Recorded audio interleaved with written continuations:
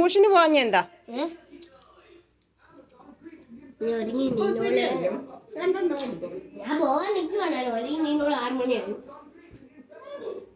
കള്ളം പറയുവാ. അമ്മമ്മ. അമ്മമ്മയല്ല കാര്യമില്ല ചോദിച്ചോ, നിന്റെ കാര്യമില്ല.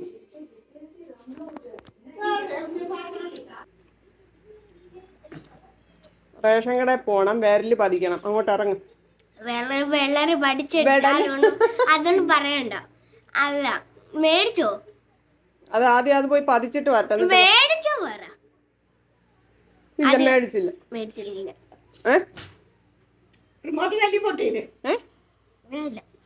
നീ അമ്മ ഒരു പടി ഇങ്ങെടുത്ത. അമ്മ എനിക്ക് വേണ്ട, ഞാൻ സ്കെച്ച് എനിക്ക് വേണം അടിക്കാൻ. ബാബാ മഴ വരുന്നു, വാ. മോനൂന് ഇത് വേണോ? കഴിച്ചോ എന്നാ ബാ.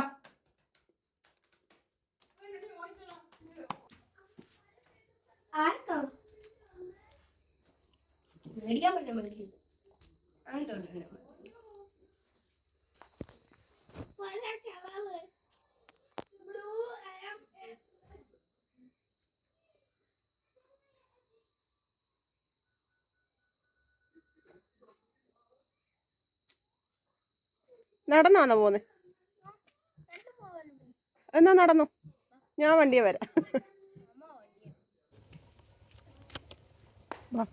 ബാ ബാ.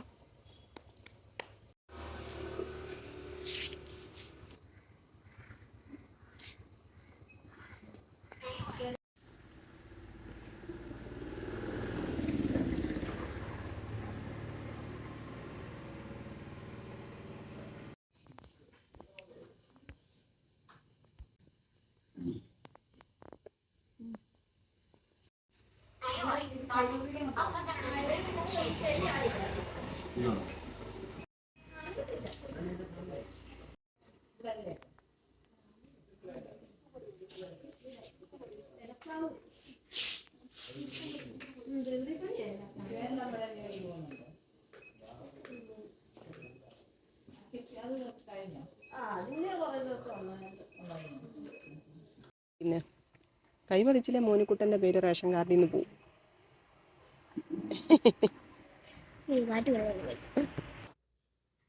എന്തോ കാണിക്കുവോ?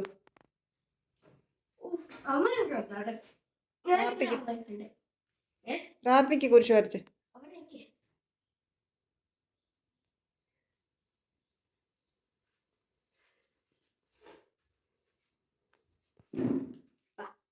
വരത്തില്ലേ? വരത്തില്ലേ? വിളിക്കേ. ആ ആ നാളെ സ്കൂളിൽ പോകണ്ട. നാളെ സ്കൂളിൽ പോകണം. നാളെ എന്തോ മതി. വെള്ളിയാഴ്ച മീറ്റിംഗ് ഉണ്ട്. വെള്ളി കേട്ടോ. എന്റെ വെട്ടറ ഇപ്പഴ.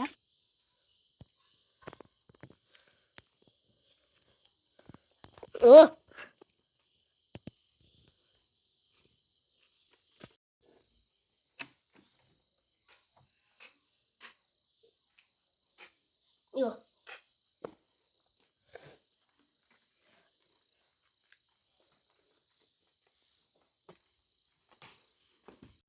പ്രിയങ്ങളെ, അമ്മക്കിളിയുടെ കൊച്ചു കൊച്ചു വിശേഷങ്ങളിലേക്ക് എല്ലാവർക്കും സ്വാഗതം. അതറിഞ്ഞോണ്ടാ ട്യൂഷന് പോവാൻ. ഞാൻ പറഞ്ഞില്ലായിരുന്നല്ലോ റേഷൻ കടയിൽ പോണോന്ന്. ഇങ്ങനെ കള്ളം പറയുമോ? ട്യൂഷന് പോകാൻ മടി പിടിച്ചു വിടിയിരുന്നു. റേഷൻ കടയിൽ പോയോ പറയാ, അതുകൊണ്ടാ ഞാൻ പോകാഞ്ഞത്, അതുകൊണ്ട് എന്നെ കൊണ്ടുപോകാൻ പറ്റിയല്ലോ.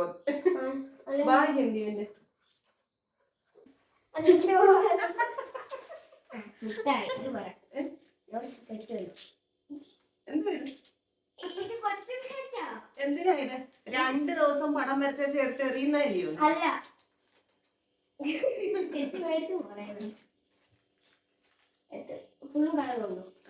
അത്രയും കളറിന്റെ ഒക്കെ അടിച്ചാൽ മതി.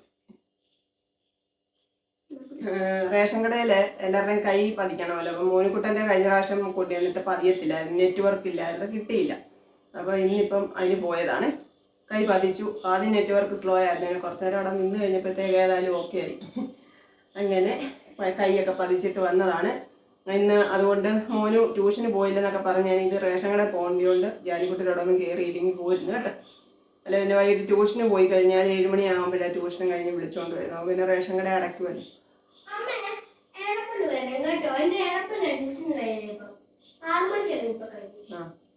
നമ്മുടെ വീഡിയോസൊക്കെ കാണുന്ന രണ്ടുപേരെന്നെ കാണാൻ വന്ന് ഞാൻ ഫുഡ് കഴിച്ചുകൊണ്ടിരിക്കുമായിരുന്നു ഉച്ചയ്ക്ക്. ഞാൻ പറഞ്ഞില്ലേ എനിക്ക് ഞാൻ കുറച്ച് ദിവസം കൊണ്ട് രാവിലെ ഉണ്ടാക്കുന്നത് എന്താ വെച്ചാൽ ഒരെണ്ണം 2 എണ്ണം പാത്രത്തിലാക്കി ആയിട്ട് കൊണ്ടുപോയി ഉച്ചയ്ക്ക് കഴിക്കും. ഇന്നും ഞാൻ രാവിലെ ദോശ ഉണ്ടാക്കിയത് കൊണ്ട് ഒരു ദോശയും ഇച്ചിരി ചമ്മന്തിയൊക്കെ ഒഴിച്ച് ഒരേത്തപ്പഴമൊക്കെ ആയിട്ടാണ് ഉച്ചയ്ക്ക് കഴിക്കാൻ വേണ്ടിയിട്ട് കൊണ്ടുപോയി. അപ്പോൾ അവിടെ ചെന്നപ്പം എനിക്കൊരു പൊതി കിട്ടി. ഞാൻ ആ പൊതിച്ചോറ് ഉണ്ടോണ്ടിരുന്നപ്പോഴാണ് അവർ വന്നത്. അപ്പോൾ രമ്യയും അഭിലാഷും കൂടാണ് വന്നത്. രമ്യയുടെ വീട് വടശ്ശേരിക്കരയാണ്, കല്യാണം കഴിച്ചിരിക്കുന്നതാണ് കണ്ണൂർ. അഭിലാഷിൻ്റെ വീടാണ് കണ്ണൂർ കേട്ടോ. അപ്പം അവർ ഓണത്തിന് വന്നതാണ്, നാളെ അങ്ങ് തിരിച്ചു പോകും. അപ്പോൾ ഇവിടെ വരുമ്പോൾ എന്നെ കാണാൻ വരണമെന്ന് നേരത്തെ തൊട്ടേ പറയുന്നുണ്ടായിരുന്നു രമ്യ. അതുകൊണ്ട് അഭിലാഷ് രമ്യയെ എന്നെ കാണിക്കാൻ കൊണ്ടുവന്നേ കേട്ടോ. അപ്പോൾ ഫോട്ടോ ഒക്കെ എടുത്ത് വലിയ സന്തോഷമായിരുന്നു. പിന്നെ മോനിക്കുട്ടന് കൊടുക്കാൻ 2 ചോക്ലേറ്റും ഒക്കെ തന്നിട്ടാണ് പോയത്. ഒരുപാട് സ്നേഹവും സന്തോഷവും അറിയിക്കുവാണ്. കാരണം അത്ര ദൂരത്തുനിന്ന് ഇവിടെ വന്നപ്പോഴും എന്നെ കാണാൻ വേണ്ടിയിട്ട് സമയം കണ്ടെത്തി. അതിന് ഒരുപാട് സ്നേഹം അറിയിക്കുകയാണ്, സന്തോഷം അറിയിക്കുകയാണ് കേട്ടോ. അപ്പോൾ ഇനിയും വരുമ്പോഴും കാണാൻ വരാമെന്നൊക്കെ പറഞ്ഞിട്ടാണ് പോയത്. അതൊരു വലിയ സന്തോഷമായിരുന്നു ഇന്നത്തെ. പിന്നെ ഇന്ന് നമ്മുടെ അടുക്കളയിൽ പണികളൊന്നുമില്ല. അമ്മ ചോറ് വെച്ചു. ഇത് നമ്മുടെ സുമചേച്ചി തന്ന കോവയ്ക്കാൻ ഞങ്ങൾ മെഴുക്കുവരട്ടി വെച്ചു കേട്ടോ. തേങ്ങാക്കൊത്തൊക്കെ ഇട്ട് മെഴുക്കുവരട്ടി വെച്ചിട്ടുണ്ട്. ഇന്ന് നമുക്കിതാണ്. പിന്നെ മീൻ തോരനും മീൻ വറുത്തതും മോരുകറിയൊക്കെ ഉണ്ട്. അതുകൊണ്ട് ഇന്ന് പ്രത്യേകിച്ച് അടുക്കളയിൽ പണികളൊന്നുമില്ല. പിന്നെ ഇന്ന് ഞാൻ ഉച്ച കഴിഞ്ഞ് അവിടെ ഇരുന്നപ്പോൾ ഉണ്ടല്ലോ ഒരമ്മ നടന്ന് ക്ഷീണിച്ച് ഒരു കവറൊക്കെ തൂക്കി അവിടെ വന്ന് എന്നിട്ട് എന്നോട് പറഞ്ഞു ഞാൻ കുറച്ച് നൈറ്റി കൊണ്ടുവന്നിട്ടുണ്ട്, ഒരെണ്ണം എടുക്കാമോ. നിങ്ങൾക്കറിയാലോ ഓണത്തിന് ഒരു ഫ്രോക്ക് നൈറ്റി വാങ്ങിച്ചായിരുന്നു. അല്ലാതെ എൻ്റെ കയ്യിൽ ഒരു നൈറ്റി ഇരിപ്പുണ്ടായിരുന്നു, അത് ഞാൻ എടുത്തു. പിന്നെ സുചേച്ചി ഒരു ഫ്രോക്ക് നൈറ്റി അവിടെ ചെന്ന് ഇടാൻ തന്നു, ഞാനിങ്ങ് കൊണ്ടുപോരും. അപ്പം നൈറ്റി ആവശ്യത്തിനുണ്ടായിരുന്നു. അപ്പം ഞാൻ പറഞ്ഞു എനിക്കിപ്പോൾ ആവശ്യമില്ല, ഓണത്തിന് എടുത്തു എന്ന് പറഞ്ഞു. അപ്പോൾ ആ അമ്മയുടെ ഒരു മുഖം കണ്ടപ്പം ഒന്ന് നോക്ക്, ഇഷ്ടപ്പെടുന്നെങ്കിൽ ഒരെണ്ണം എടുക്കുക എന്നൊക്കെ പറയുന്നത് കേട്ടോണ്ട് ഞാൻ പോയി. ആ വിഷമം ആ ഒരു ഇത് കണ്ടപ്പോൾ എനിക്കൊരു ഇതേ. അപ്പോൾ ആ അമ്മയോട് ഞാനൊരു നൈറ്റി മേടിച്ചു കേട്ടോ. ഇതേ ചുരിദാർ കട്ടിങ് ആണേ.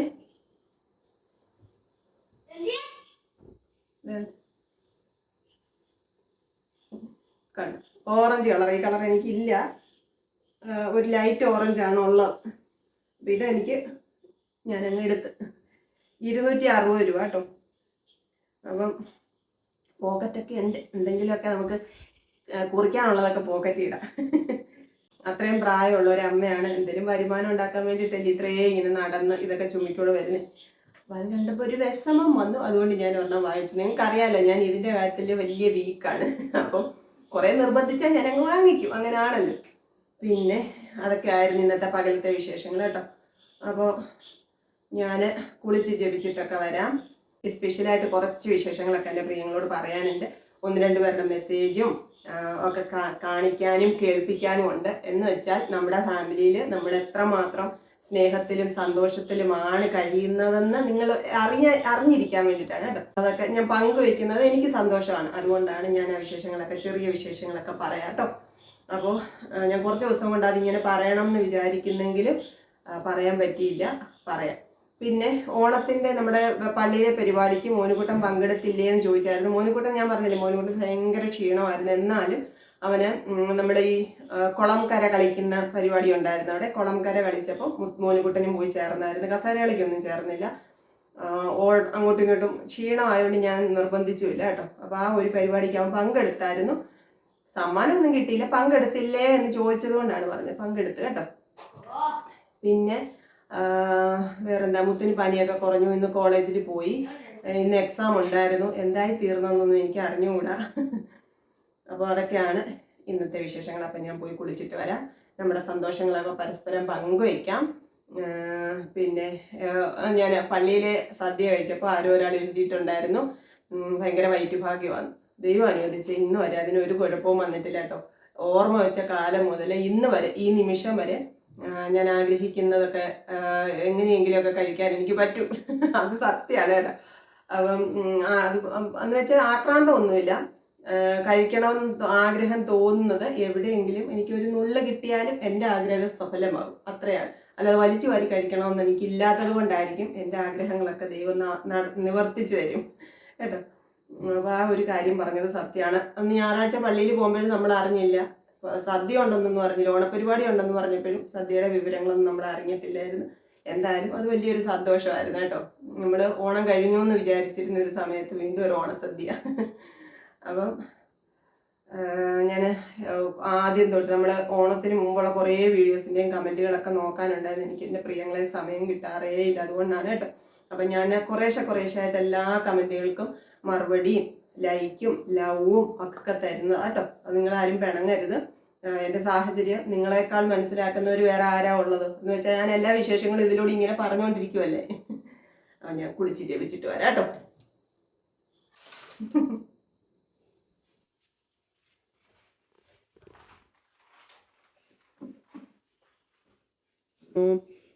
വ്യർത്ഥന്മാരോടുകൂടെ ഞാൻ ഇരുന്നിട്ടില്ല, കപടക്കാരുടെ അടുക്കൽ ഞാൻ ചെന്നിട്ടുമില്ല. ദുഷ്പ്രവൃത്തിക്കാരുടെ സംഘത്തെ ഞാൻ പകച്ചിരിക്കുന്നു, ദുഷ്ടന്മാരോടുകൂടെ ഞാൻ ഇരിക്കുകയുമില്ല.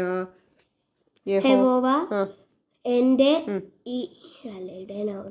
വെളിച്ചവും എൻ്റെ ശത്രു രക്ഷയുമാകുന്നു. എനിക്കു യുദ്ധം നേരിട്ടാലും ഞാൻ നിർഭയമായിരിക്കും. ഞാൻ യഹോവയോട് ഒരു കാര്യം അപേക്ഷിച്ചു, അത് തന്നെ ഞാൻ ആഗ്രഹിക്കുന്നു. യഹോവയുടെ മനോഹരത്വം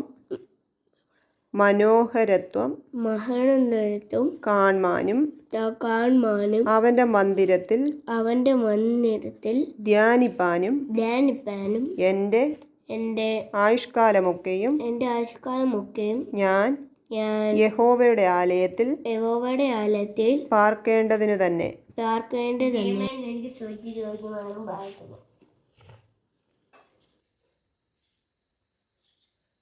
കുറേ നാളായി നമ്മള് ഗ്രീൻ ടീ കുടിച്ചിട്ട്. ഇന്ന് എനിക്കൊരു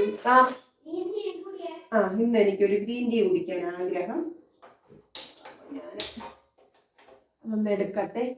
അമ്മയെ വിളിച്ചില്ല, അമ്മ വിളിച്ചില്ലെന്നല്ല, അമ്മ വന്നില്ല.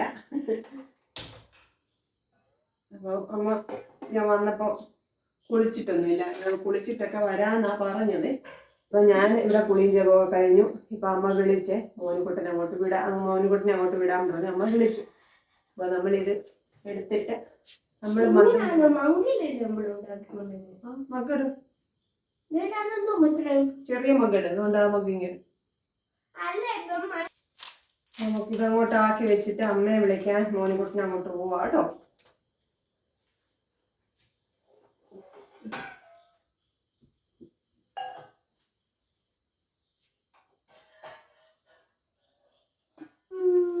കൊള്ളാം നല്ല രസമുണ്ട്.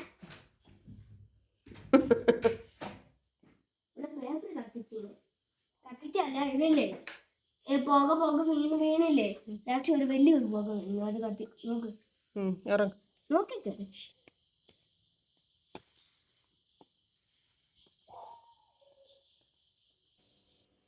മോനുകുട്ടനെ അങ്ങോട്ട് വിട്ടു. ഇനി അവർ രണ്ടുപേരോട് ഇനി വരും.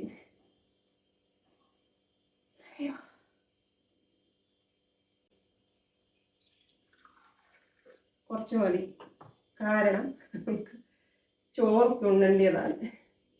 ഇത് മോനുകുട്ടനെ വെച്ചേക്കാം. പറയാന്ന് പറഞ്ഞത് ഒരു ക്യൂട്ടായിട്ടുള്ള, ഇന്നലത്തെ വീഡിയോ കാണുന്ന പോലെ ഒരു ക്യൂട്ടായിട്ടുള്ള ഒരു സന്തോഷം, പിന്നെ ഒരുപാട് സ്നേഹമുള്ളൊരു സന്തോഷമാണ് കേട്ടോ. ഞാനത് കുറേ ദിവസമായിട്ട് നിങ്ങളോട് പറയണമെന്നൊക്കെ വിചാരിക്കുന്നുണ്ടെങ്കിലും വേറെ പല വിഷയങ്ങളൊക്കെ വരുമ്പോൾ ഇതങ്ങ് മറന്നു പോകുന്നത് കേട്ടോ. അപ്പോൾ ഇന്ന് എന്തായാലും അത് പറയണമെന്ന് വിചാരിച്ചു. ഞാനത് പറയാം. ഒന്ന്, നമ്മുടെ ഫാമിലിയിലുള്ള എന്നെ സ്നേഹിക്കുന്ന, എൻ്റെ മക്കളെ സ്നേഹിക്കുന്നവരെ പറ്റി കേട്ടോ. ആദ്യം ഞാനൊരു വോയിസ് കേൾപ്പിക്കാം കേട്ടോ.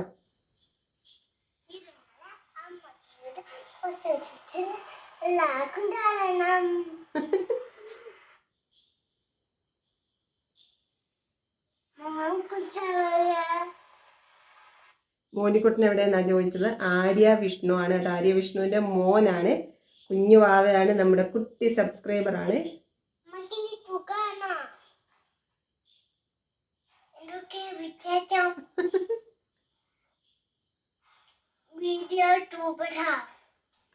അപ്പൊ ഇത്രയും മെസ്സേജ് ഒക്കെ ഇട്ട് ഒരു കൊച്ചു സുന്ദരനെ ഞാനിപ്പൊ കാണിച്ചു തരാം.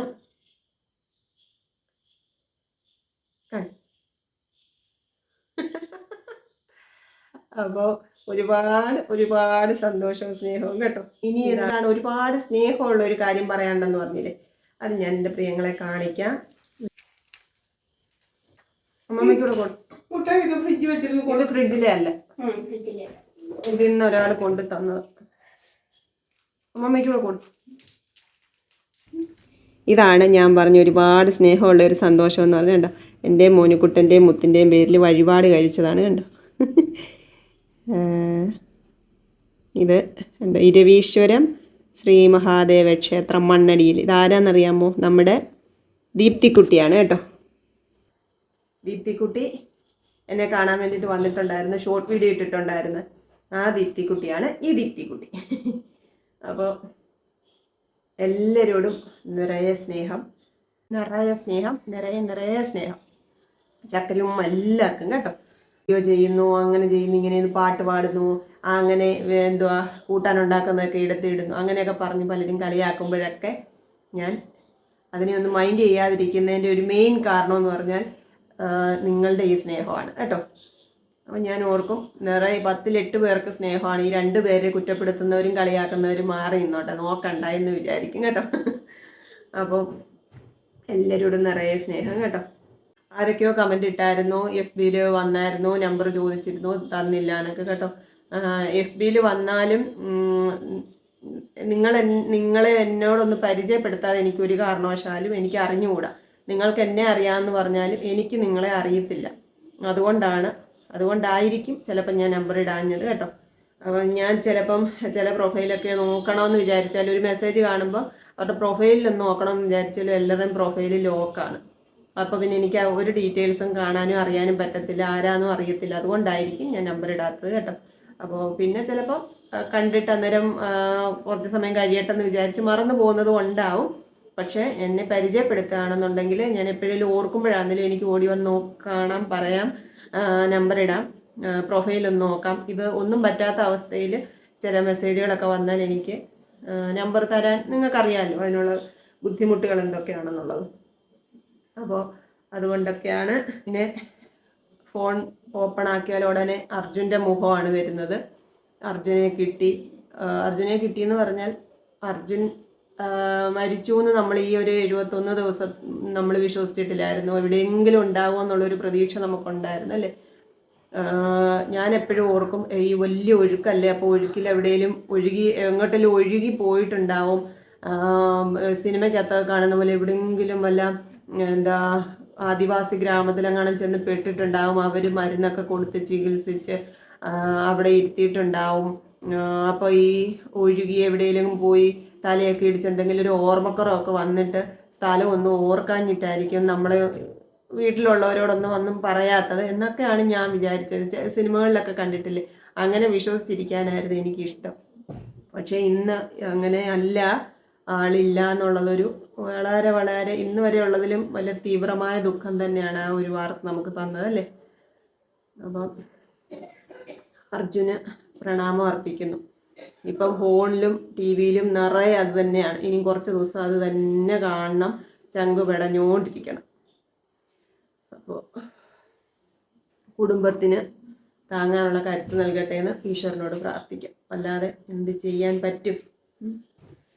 അതുകൊണ്ട് അതിനകത്തിരിക്കുന്നു. ഇത് നമ്മുടെ വീഡിയോ കാണുന്ന ഒരു ആന്റി അയച്ചു തന്നതാ.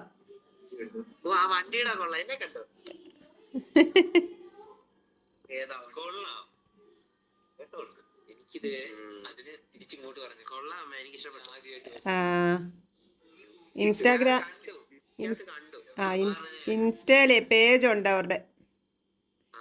ഇൻസ്റ്റയിൽ അവിടുന്ന് അയച്ചു തന്നതാ. ഇല്ല, വീഡിയോ ചെയ്തില്ല. ലോങ് വീഡിയോക്കകത്ത് ഇട്ടു. ഇനി ഷോർട്ട് വീഡിയോ എഡിറ്റ് ചെയ്യണം.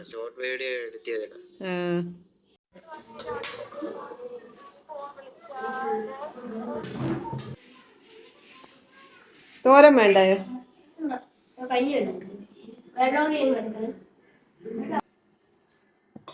ചോറ് വിളമ്പി, നെത്തോലിത്തോരൻ വിളമ്പി, വീഡിയോ എടുക്കാൻ വിട്ടുപോയി. ഇനി ഇച്ചിരി മോര് കറി ഒഴിക്കട്ടെ. നെത്തോലിത്തോരനും മോര് കറിയൊക്കെ സൂപ്പറാണ്. സാമ്പാറാണേലും എനിക്കിഷ്ടം. നാളെ എന്തായാലും ഞാനൊരു സാമ്പാർ വെക്കും. ഇച്ചിരി നെത്തോലിത്തോരൻ നാളെ കൂട്ടാൻ ഞാൻ വെച്ചിട്ടുണ്ട്. ഏറെ മോര് കറി. നമ്മുടെ സുമചേച്ചി തന്ന കോവയ്ക്ക മിഴുക്ക് പുരട്ടി വെച്ചു.